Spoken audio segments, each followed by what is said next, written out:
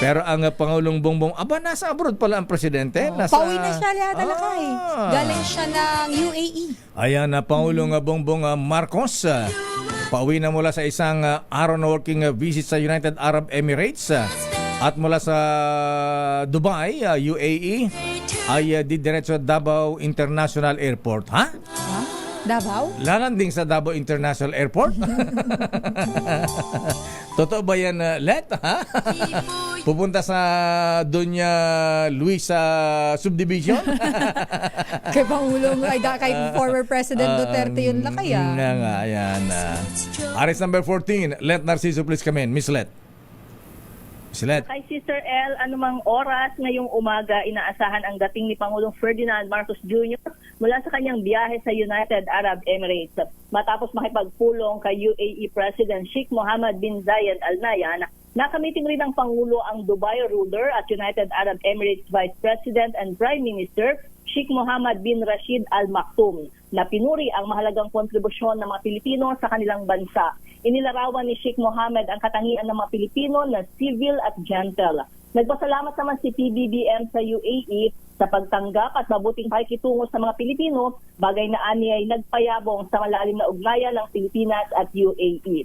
Sa kanilang pag-uusap tungkol sa regional stability, tiniyak ni Pangulong Marcos kay Sheikh Mohammed na committed ang Pilipinas na resolbahin ang maritime issues sa pamagitan ng rule of law at alinsunod sa international agreements gaya ng UNCLOS. Ibinida rin ito ang pagsisikap ng pamahalaan na panatilihin ang kapayapaan at katatagan sa rehiyon.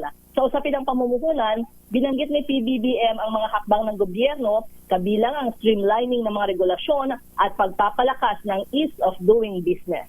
Lakay? Yan. So, kumusta mga OFWs natin sa Dubai? Marami ba at sila ba ay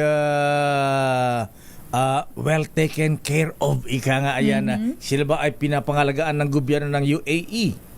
Protektado ba sila? Wala ba mga nire-rep na mga Pinay dyan? Hindi tayo pamilyar lakad doon sa mga kaso ng mga Pilipino doon. Pero isa sa pinagpasalamat ni Pangulong Marcos sa UAE government ay yung pagpardon. Nitong huli, nasa 143 yung mga Pilipino na pardon sa ilalim ng kanilang amnesty program. At ayun. Wala bang nakasalang sa nakapila sa death row? Wala bang death penalty diyan? Wala bang Pinoy na diyan? Yung nauna lakay na nung nakaraang taon kung hindi ako nagkakamali, may 3 na pardon din. 2 doon ay nasa death row. Pero ayun, nabigyan ng pardon. Ay, ang buti naman. Okay, so yan ang malaking bagay din pagka ang presidente ay nagpupunta sa mga bansa na may mga kababayan tayong napariwara ang buhay at nakulong. Ayan, natutulungan. Anyway, so anong oras ang dating ng Pangulo sa Davao? Davao International Airport. Bakit? Sa Maynila lang lakay. Balik sa Maynila lang lakay at balik sa Malacanang. Yun, so, Lakay, pati ako na fake news mo. Akala ko didiretso ng Davao eh. Wala pang ganyang impormasyon. Bira eh. Akala ko inayos ni Professor Clarita Carlos eh.